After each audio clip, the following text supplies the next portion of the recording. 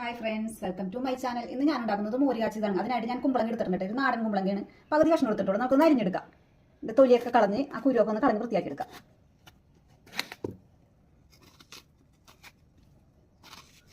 നിങ്ങൾക്ക് മോര് കാച്ചുമ്പോൾ എന്തിട്ട് കാച്ചാനാണ് ഏറ്റവും ഇഷ്ടം? എനിക്ക് കുമ്പളങ്ങ ഇട്ട് കാച്ചാനാണ്. ചിലർക്ക് പച്ചക്കായി അതുപോലെ കപ്പങ്ങ ഇട്ട് വെക്കും. ഇവിടെ കുമ്പളങ്ങ ഇടാണ് എല്ലാവർക്കും ഇഷ്ടം. നമുക്കിന്റെ തൊലി കളഞ്ഞെടുക്കാം കേട്ടോ.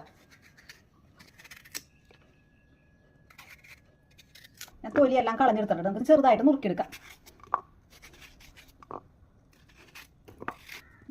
അതിനെ വീണ്ടും ചെറുതാക്കേണ്ട. അത് ഓരോരുത്തരുടെ ഇഷ്ടം അനുസരിച്ച് എടുക്കാട്ടെ വലിപ്പം. ഞാൻ ഈ വലിപ്പത്തിന് എടുക്കാറ്. എല്ലാം ഇതുപോലെ നമുക്ക് ചെറുതാക്കി എടുക്കാം. കുമ്പളങ്ങ ഞാൻ ചെറുതായിട്ട് അരിഞ്ഞെടുത്തിട്ടുണ്ട്. നമുക്കിത് നല്ലോണം കഴുകിയെടുക്കാം. കഴുകിയ കുമ്പളങ്ങ നമുക്കൊരു കറുപ്പിലേക്ക് ഇട്ട് കൊടുക്കാം. മോരിയറിയൊക്കെ ഉണ്ടാക്കുമ്പോൾ മൺകൽ എടുക്കുന്നതിന് നല്ലത്. എല്ലാം ഞാൻ അതിലേക്ക് ഇട്ട് കൊടുക്കാം. അതിന് എരിവിനായിട്ട് മൂന്ന് പച്ചമുളക് എടുത്താൽ കേട്ടോ. ഓരോരുത്തർ എരിവിനനുസരിച്ച് പച്ചമുളക് കൂട്ടിയും കുറയ്ക്കുകയും ചെയ്യാൻ 3 എടുക്കണേ ഉള്ളൂ. 4-5 ഒക്കെ എടുക്കട്ടെ. എരിവ് കുറേ നല്ല എരിവുണ്ട് ഈ പച്ചമുളകിന്. ഒരു 1/4 ടീസ്പൂൺ മഞ്ഞൾപ്പൊടി, 1-2 നുള്ളു മുളക് പൊടി ഇടാം. ആവശ്യത്തിന് ഉപ്പ് ഇടാം കേട്ടോ. ആവശ്യത്തിന് ഉപ്പിട്ട് കൊടുക്കാം. ഇത് വേവാൻ ആവശ്യത്തിന് വെള്ളം ഒഴിച്ച് കൊടുക്കാം കേട്ടോ. നമുക്കൊന്ന് മിക്സ് ചെയ്ത് കൊടുത്തിട്ടുണ്ട്. ഒന്ന് വേവിക്കാൻ വെക്കാം. കുമ്പളങ്ങ വേവുന്ന നേരം കൂടെ നമുക്ക് ഇതിൻ്റെ തരപ്പ് തയ്യാറാക്കട്ടെ. ഒരു തേങ്ങയുടെ പകുതി മുറി തേങ്ങ എടുത്തിട്ടുണ്ട്. 3 ചുവന്നുള്ളി, ഒരു കഷ്ണം വെളുത്തുള്ളി, ഒരല്ലി വെളുത്തുള്ളി, അല്പം മഞ്ഞൾപ്പൊടി, 2 നുള്ളു നല്ല ജീരകം കൊടുത്തിട്ടുണ്ട്. നല്ലോണം അരച്ചെടുക്കാം. തരിയരപ്പെല്ലാം നല്ല ഫൈനായിട്ട് തന്നെ അരച്ചെടുക്കാം. നമുക്ക് കുമ്പളങ്ങ നല്ലോണം വെന്തട്ടോ. ഈ നാടൻ അരണോ നല്ല വെന്തോടഞ്ഞ കുമ്പളങ്ങ വെന്തോടഞ്ഞിട്ടുണ്ട് നല്ലോണം. നമുക്കിത് മാറ്റി വെക്കാം.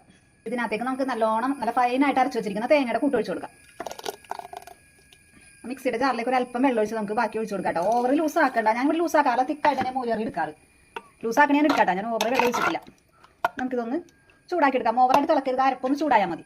തേങ്ങരപ്പൊന്ന് ചെറുതായിട്ടൊന്ന് ചൂടായി വന്നിട്ടുണ്ട് കേട്ടോ. ഓവർ തിളച്ചിട്ടില്ല, ചെറുതായിട്ടൊന്ന് ചൂടായിട്ടുള്ളൂ. നമുക്ക് ഇതിനകത്തേക്ക് തൈര് ഒഴിച്ച് കൊടുക്കാം. ഓവർ പുളിയില്ലാത്ത തൈരായിട്ട് ഞാൻ ഒഴിച്ച് കൊടുക്കുന്നത്. ഇവിടെ മോരിയർക്ക് അധികം പുളി ഇഷ്ടമല്ല, അതുകൊണ്ടാണ്. പുളിയുള്ള തൈര് ഇഷ്ടമുള്ളതൊക്കെ അങ്ങനെ ഒഴിച്ച് കൊടുക്കാം. ഒന്ന് മിക്സ് ചെയ്ത് കൊടുക്കാം. എല്ലാവരും കൂടി ഉപ്പുണ്ടോ നോക്കുന്ന സമയത്ത്.